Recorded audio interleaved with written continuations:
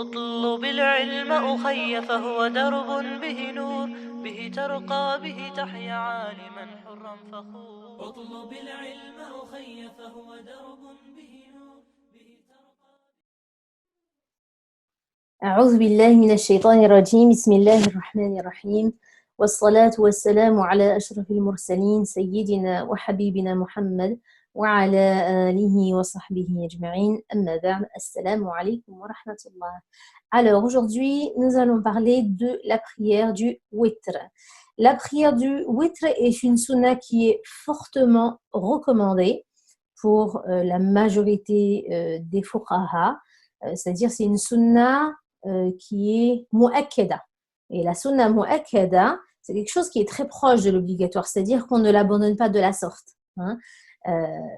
Donc, pour la majorité, c'est une sunna qui est fortement recommandée. Pour les malikites, la prière du witr, c'est la prière qui est la plus recommandée parmi les prières qui ne sont pas obligatoires. Alors, quand est-ce qu'on prie cette prière?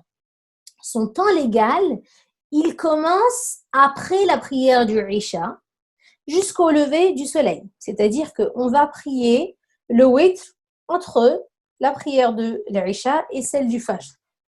Donc, on peut la prier en faisant soit une raka'a, ou 3, ou 5, ou 7, ou 9, ou 11 raka'a.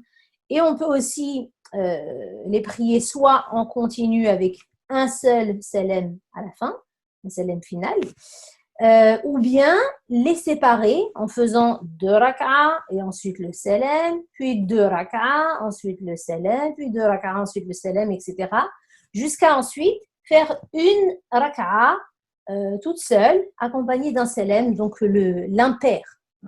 Mais quoi qu'il en soit, on fait 3 raka'a, ce qui constitue le minimum de la plénitude. Alors, al-witr en arabe, ça veut dire impair.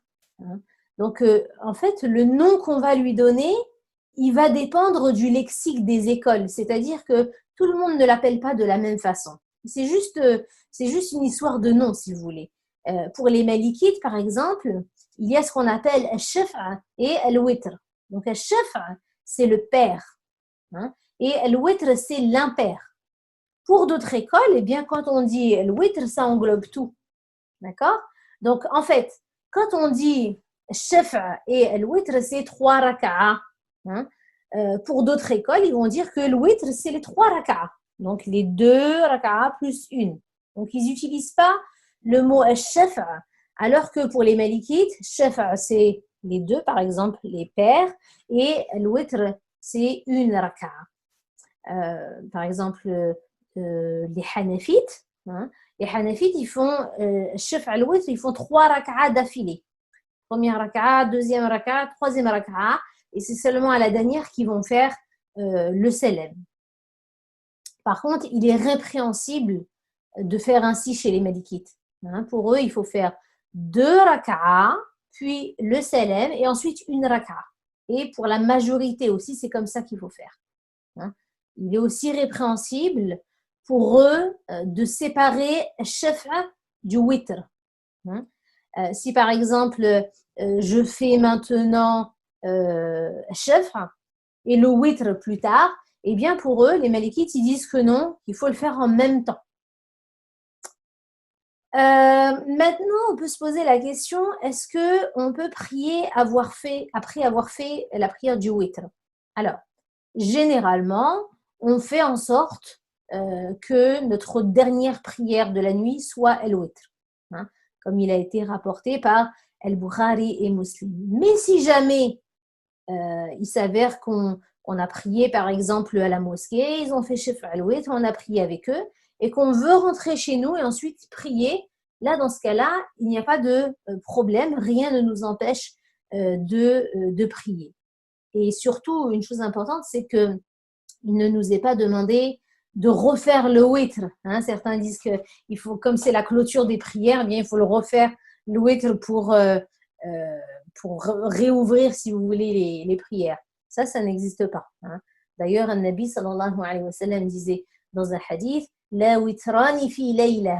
Il n'existe pas, il n'y a pas 2 witr dans une seule prière. C'est un hadith rapporté par Ahmed et les trois.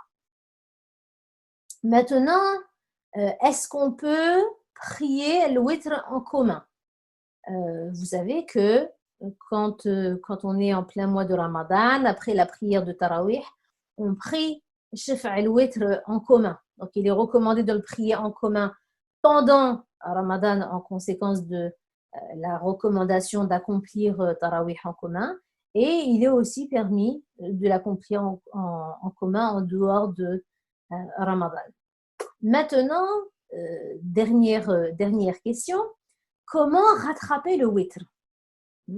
Alors, concernant le fait de rattraper la prière du witr, il y a divergence entre les savants. Certains disent qu'on ne peut pas le rattraper même après Fajr, ce qui est le cas des Shafi'ites, mais pour les Malikites, on peut la rattraper tant que le soleil ne s'est pas levé, tant que ce n'est pas l'heure du shuruq, si vous voulez. Donc, maintenant, concrètement, comment faire si je n'ai pas fait el witr et que c'est presque le lever du soleil? Alors, dans ce cas-là, si j'ai un temps qui est limité, eh bien, je dois donner la priorité au witr au-dessus de shaf' et aussi au-dessus du fajr. Par exemple, si j'ai le temps de faire que 3 raka'at plutôt, dans ce cas-là, je fais witr, une raka'a, et ensuite, subh, les deux raka'at de subh, et on recule fajr. Et là, on ne peut plus faire shaf'. Et je laisse le fajr pour après le lever du soleil. Et si on a le temps de faire que 2 raka'a, on fait witr, une raka'a, et ensuite on fait subh, parce que dans tous les cas, si on a la première raka'a, la prière est bonne. Barakallahu fikum. Subhana rabbika rabbil izzati amma yasifun. Wa salamun ala al-mursalin. Walhamdulillahi rabbil alamin.